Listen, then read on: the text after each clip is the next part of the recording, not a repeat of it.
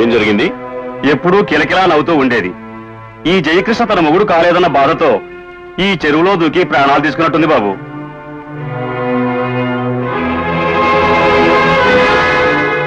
ఇది ఆత్మహత్య కాదు, హత్య. ఇన్స్పెక్టర్ గారు, గౌరీని చంపాల్సిన అవసరం ఈ ఊళ్ళో ఎవరికీ లేదు. తను ఎవరికీ ఏ అపకారం చేయలేదు. అదేదో పట్నం నుంచి వచ్చిన ఈ అమ్మాయి చెప్పాలి.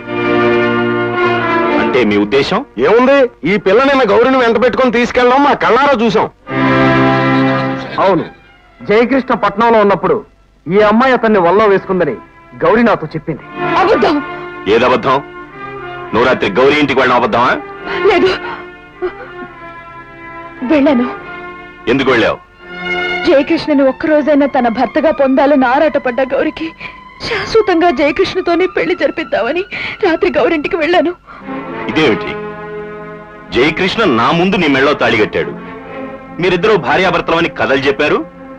మళ్ళీ గౌరికి జయకృష్ణతో పెళ్లి జరిపించడానికి వెళ్ళానంటావు ఏమిటి? అది నా సంతోషం, ఇంతకంటే నేను ఎప్పుడేం చెప్పలేను. అలాగా?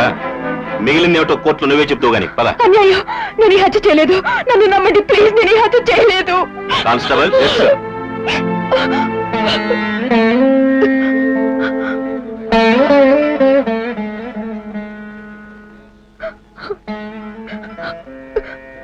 అమ్మా నాన్న లేని నేను అన్నయ్య పెంపకంలో గారాభంగా పెరిగి ఇన్నాళ్ళు అహంకారంతో ఆడది చేయకూడని పనులెన్నో చేశారు. చివరికి ఆస్తి కోసం హిందూ స్త్రీ పవిత్రంగా భావించే వివాహాన్ని కూడా ఎగతాళి చేశారు. కానీ ఈ హత్యను మాత్రం నేను చేయలేదు, నేను చేయలేదు, నేను చేయలేదు.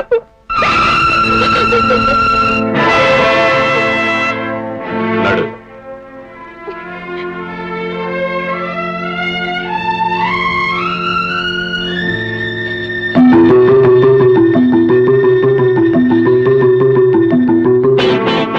స్వామి,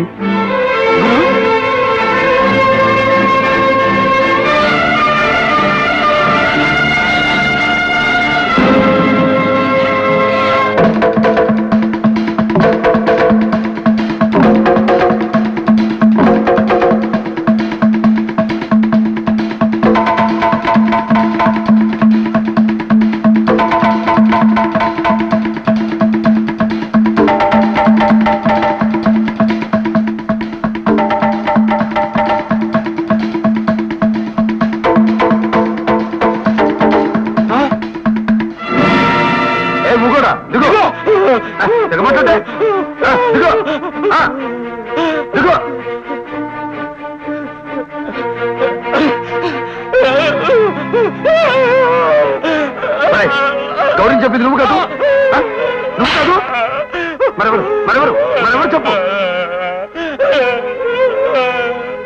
అంటే బడ్డీ కూడా ఫకీర్ కాడా?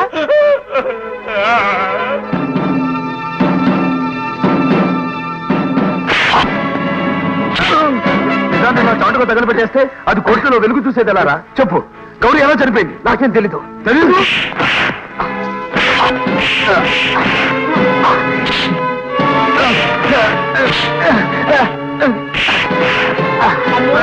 ఎంత డబ్బు? గౌరీ ఎలా చనిపోయింది? ఎవరు చెప్పారు? వద్దంటే డబ్బు వీడికి ఎలా వచ్చింది? బండరావుల బాధ నిజం చెప్తాడు. చెప్పు, గౌరీని ఎవరు చెప్పారు? నన్ను వదులు, నిజం చెప్తాను. నువ్వు చెప్పదు. చెప్పు. నిన్న రాత్రి 8 గంటల సమయంలో నా కొట్టుకు 4 మనుషులు వచ్చారు.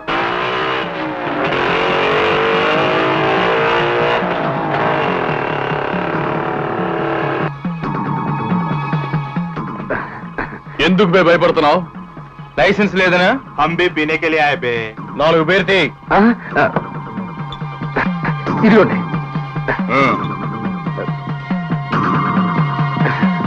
నీ పేరేంటి? ఫకీర్ హై.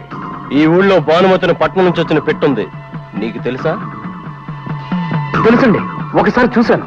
దాన్ని మా దగ్గర తీసుకురాగలవా? ఎంత ఇస్తారు? Rate is yours, well is ours. 50,000 ఇస్తారా? 25,000 అడ్వాన్స్, మిగిలిన తర్వాత తీసుకొస్తాను. టీవీలో ఉంటాం. What time? 10 గంటలకు. చలో భాయ్ హమ్ బీర్ వహా పియేంగే. యా!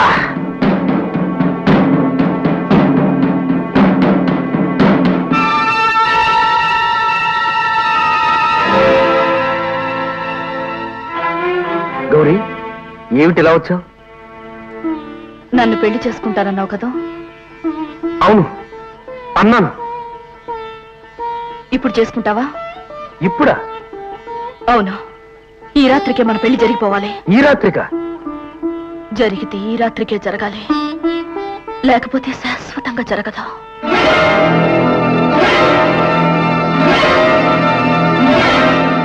అలాగే చేసుకుందాం, పద.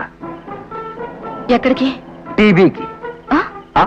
అదే అక్కడ గంగానమ్మ గుడి ఉందిగా, అక్కడ చేసుకుందాం పెళ్లి, పద.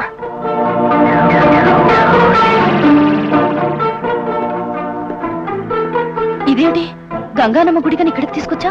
దేవత దగ్గరికి వెళ్ళేటప్పుడు శుచిగా వెళ్ళాలి. టీవీలో శుభ్రంగా స్నానం చేయి, ఆ తర్వాత వెళ్దాం. రా. రా, పవిత్రంగా స్నానం చేయి.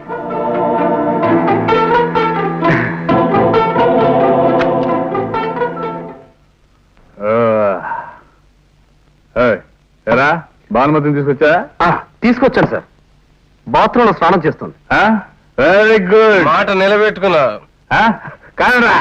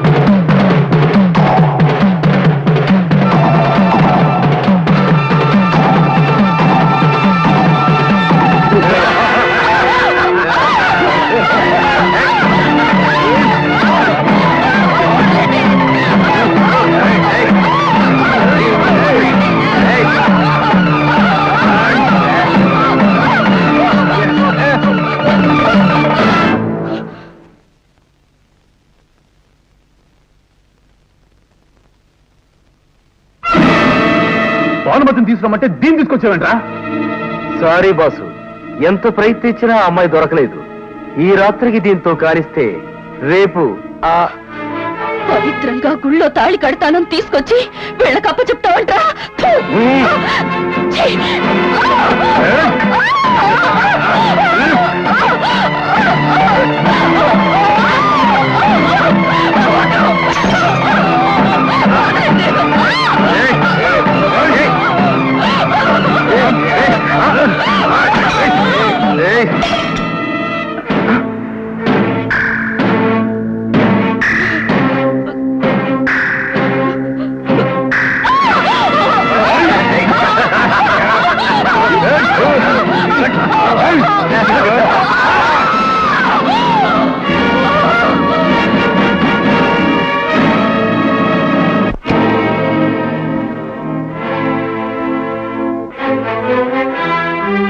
ఎవరు? చీము నెత్తురు లేని మరో 3 వెధవులతో కలిసి నీ కొడుకు ఓ ఆడదాని మానం దోచుకుని ప్రాణం కూడా తీశాడు. No, your wrong, your wrong. ఏదో పొరపాటు జరిగింది. వారం రోజుల క్రితం మోటార్ సైకిల్ యాక్సిడెంట్ అయ్యి వాడు గాయపడితే నేనే వాడిని తీసుకెళ్లి హాస్పిటల్లో జాయిన్ చేశాను. నేరం చేసిన కొడుకుని హాస్పిటల్లో జాయిన్ చేసి న్యాయాన్ని శ్మశానంలో జాయిన్ చేశారా మేయర్ గారు? Don't talk non sense. మర్యాదగా బయటికి వెళ్ళకపోతే నా మీద దౌర్జన్యం చేయడానికి వచ్చావని నీ మీద కేసు పెడతాను. పెట్టండి సార్. పెట్టుడు కేసులతో, తప్పుడు సాక్ష్యాలతో ధర్మదేవత కళ్ళకు గంతలు కట్టిన మీ పెద్దలందరికీ నేను బుద్ధి చెప్తాను. హలో, ఇక్కడ కాంపౌండర్ల వేషాల్లో, పేషెంట్ల వేషాల్లో మన వాళ్ళు చాలా మంది ఉన్నారు సార్. మీకేం భయం లేదు.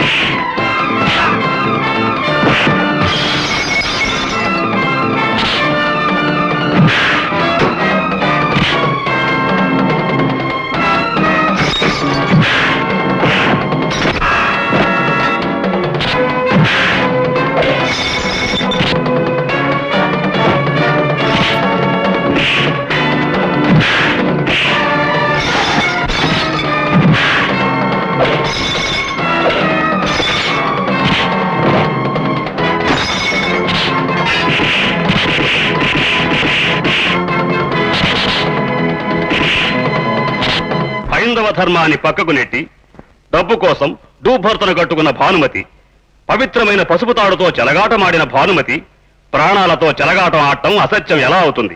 కనుక తనను నమ్మి ఆశ్రయం ఇచ్చిన ఒక ఆడపిల్లను దారుణంగా హత్య చేసిందన్న ప్రాసిక్యూషన్ వాదంతో ఏకీభవించి ఈ ముద్దాయికి ఐపీసీ 302 సెక్షన్ ప్రకారం ఆగండి.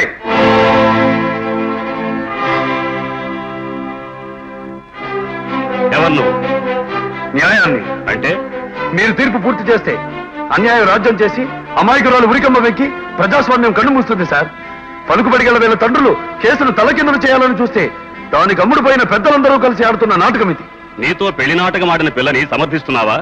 జడ్జి గారు, నేను ఆస్తి కోసం పెళ్లి చేసుకున్న మాట నిజం.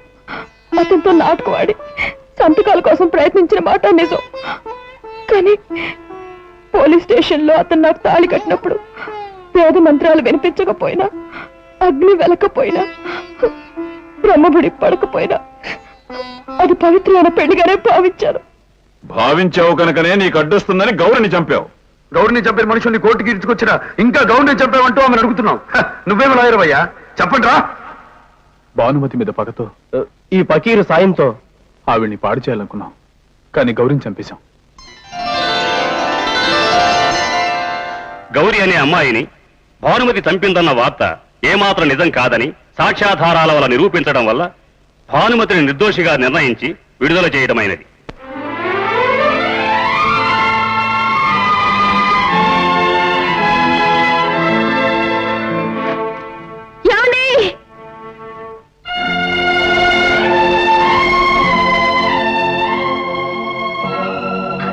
ఏమండి? ఏమిటండి? చచ్చిన పావుని ఇంకా చంపద్దు. నేను మీతో వస్తాను. ఏమిటి, నాతో వస్తావా? అవునండి, ఈ రోజు నుంచి మీరు భానుమతి గారి మొగుడు కాదు, నేనే జయకృష్ణ గారి పెళ్ళాన్ని. నా పెళ్ళానవైతే చీటికి మాటికి చెక్కుల మీద సంతకాలు చేయమని అడగవుగా? అడగను. కోపం వచ్చినప్పుడల్లా పుట్టింటికి పోతానని అడగవుగా? అడగను. తేడా వచ్చినప్పుడల్లా విడాకులు కావాలని అడగవుగా? అడగను. ఏడాది దాటగానే పిల్లాడో కావాలని అడగవుగా? అడగను. అడుగుతాను. పద పద, మన రెక్కాలి బస్ కదవాలి. Okay, right right.